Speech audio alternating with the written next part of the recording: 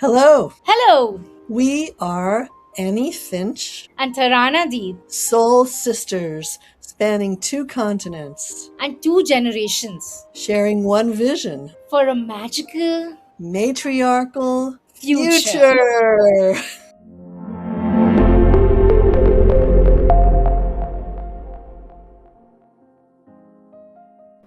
Join us every fortnight As we spiral through the five directions of women's empowerment will, mind, body, heart, and spirit, with plenty of joy, tears, and laughter and a series of amazing guests. from around the world. Welcome! Welcome!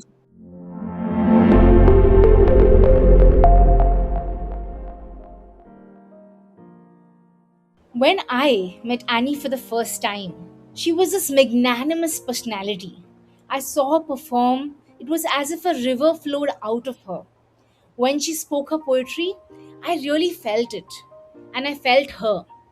Although I'd never met her before, I felt an odd sense of comfort in her presence. Tarana was in the audience at a small poetry reading I did in a yoga studio in Mumbai. I was first struck by her golden beauty and radiant warmth, which reminded me so much of my dear sister Dabney, to whom I'm dedicating my work in this podcast. When Tarana and I spoke afterwards and I got to know her better, I was blown away by the rare power of this young woman, her confidence and determination, and her immense capacity for love and compassion.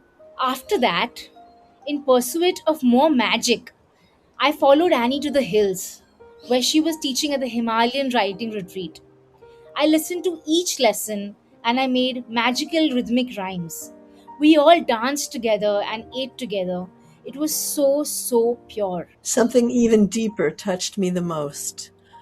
Tarana's hunger. I felt her divine hunger for justice, for love, for connection, for change. And I recognized this hunger because I have felt it myself. I know how powerful divine hunger can be, and I knew that Tarana was someone who could change the world. On the way to the retreat, the driver asked us if we wanted to go to the Sheetla Devi temple.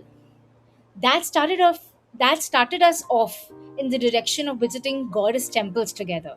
Although I barely knew Tarana, had met her only once, I trusted her completely as a soul sister in the path of the goddess. Immediately we began to travel together, ringing the temple bells together when we arrived at some of the most sacred places I have ever traveled. I had visited many goddess temples, but visiting them with Tarana touched my core in a new way. I had honestly never thought about the goddess before, as in our homes we only had ever worshipped male deities like Ganesh, Shiv, Hanuman, Krishna, and the goddess was just for the 9-day festival. So I only ever had a connection with Shiv, but for the first time ever now with Annie, I felt a connection with Shakti, the divine feminine. Yes.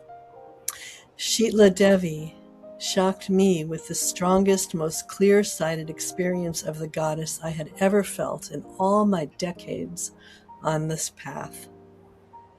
The goddess shook time and space around us until we found ourselves held together in the eternal now of her sacred womb. Wow, that's really powerful. On the last day of the retreat, we went to Kasar Devi. That place has a special electromagnetic field, and we felt it. We felt charged like never before. We couldn't sleep, but we felt so fresh. It's as if the goddess held us, and we also felt so held by each other. We then realized that we were goddesses. We wanted to share our joy, and we thought about making a goddess temple led by women. We thought of creating a goddess conference, and Annie initiated me as a priestess, sitting there on the steps of the temple. We climbed those tall stone steps and crawled into the sacred goddess cave and stood transfixed by the silence of the Himalayas. And then we sat on the steps above the oldest temple, the small original temple to the goddess, below the big new clean temple to Lord Shiva. Annie initiated me as a priestess, sitting there on the steps. When I took a selfie later, I did look like one. We sat on the steps of the temple, and I'd never felt more divine in my life. The coming together of her, me, and the Devi, the goddess, was just like a holy trinity. It was so natural and beautiful. Tirana had a lovely scarf on, and we used that.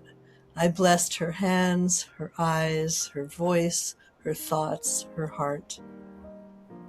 With the power of the witches and priestesses I've been blessed to know from around the world, I welcomed Priestess Tirana and the gifts that she will share with all of us.